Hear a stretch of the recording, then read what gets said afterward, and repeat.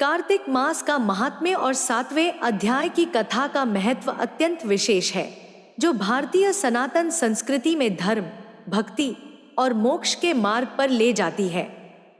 इस वीडियो में हम कार्तिक मास की 7वें दिन की कथा को विस्तार से समझेंगे।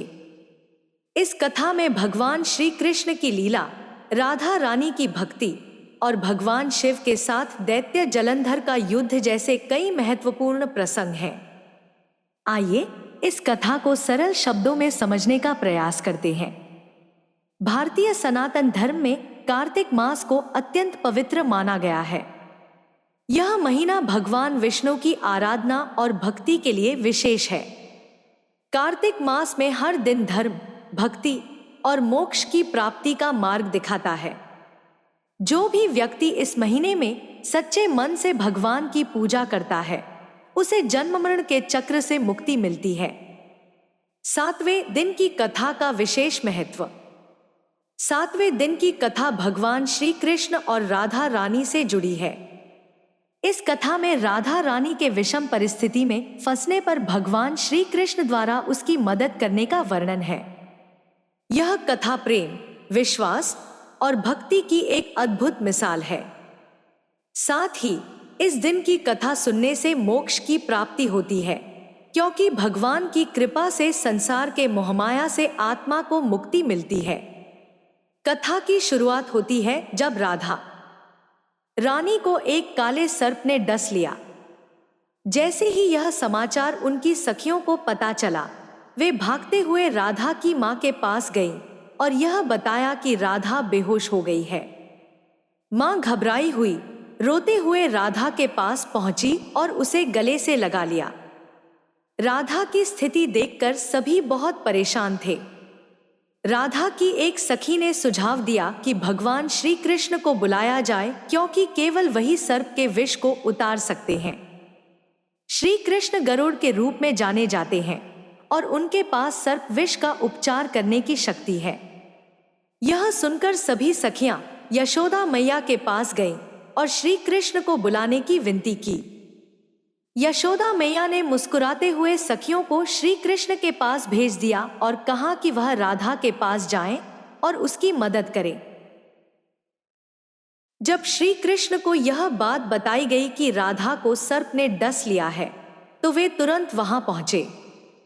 राधा रानी बेहोश थी, लेकिन जैसे ही श्री कृष्ण ने उसे स्पर्श किया, राधा की आंखें खुल गईं। श्री कृष्ण ने न केवल उसके शरीर से विष को निकाला, बल्कि उसके मन में भी प्रेम और भक्ति का संचार कर दिया। यह घटना इस बात का प्रतीक है कि सच्चा प्रेम और भक्ति हर विषम परिस्थिति को पार कर सकता है। राधा की मां ने श्री कृष्ण का धन्यवाद किया और उनके मुख को चूम लिया। वह बार बार भगवान की प्रशंसा करती रही कि कैसे उन्होंने उसकी बेटी को बचा लिया। इसके बाद श्री कृष्ण राधा के साथ प्रेमपूर्ण वार्तालाप करते हैं और राधा की मां यह मानती है कि श्री कृष्ण और राधा का मिलन स्वयं भगवान की इच्छा है। इस प्रकार ब्रज में श्री कृष्ण की गरिमा और उनकी अद्वितीय लीलाओं की चर्चा हर घर में फैल गई। कथा का अगला महत्वपूर्ण प्रसंग भगवान शिव और दैत्य जलंधर के बीच भयंकर युद्ध का है। जलंधर एक अत्यंत बलशाली दैत्य था, जिसने देवताओं और ऋषियों को पराजित कर रखा था। उसकी शक्ति का स्रोत उसकी पत्नी वृंदा का पतिव्रता धर्म था।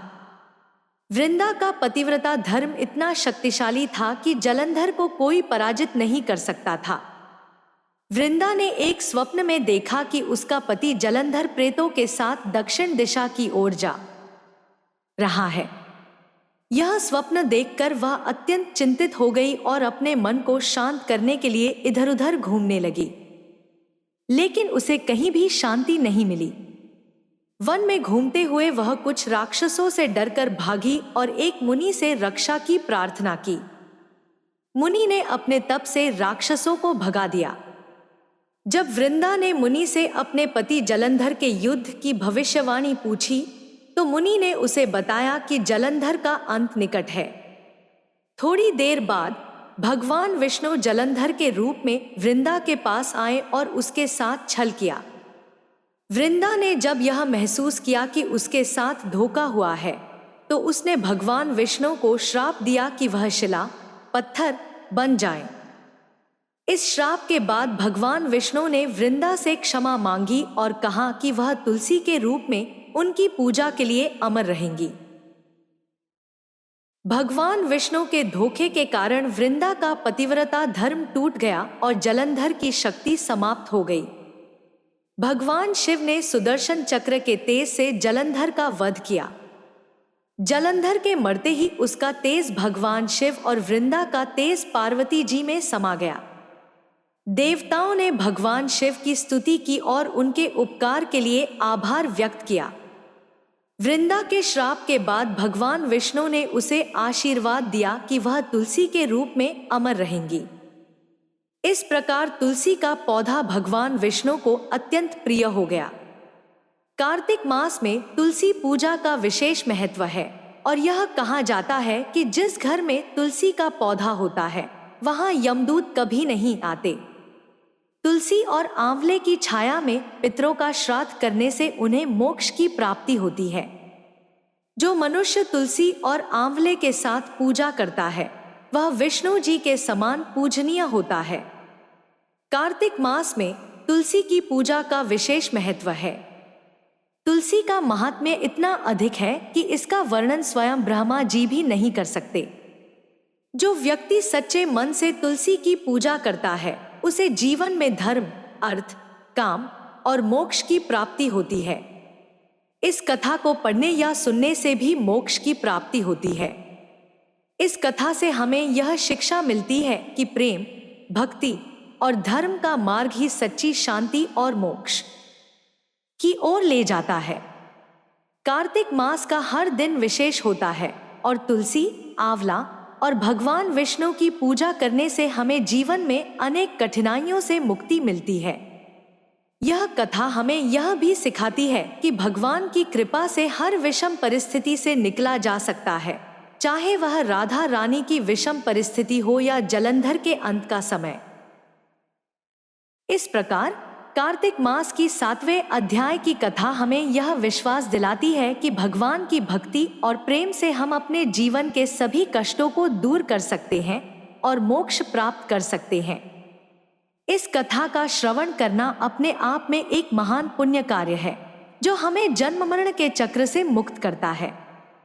इस प्रकार कार्तिक मास की 7वें दिन की कथा अत्यंत पावन और महत्वपूर्ण है। जो व्यक्ति इसे सच्चे मन से सुनता है उसे भगवान की कृपा प्राप्त होती है और वह जीवन के सभी कष्टों से मुक्त होकर मोक्ष की ओर अग्रसर होता है।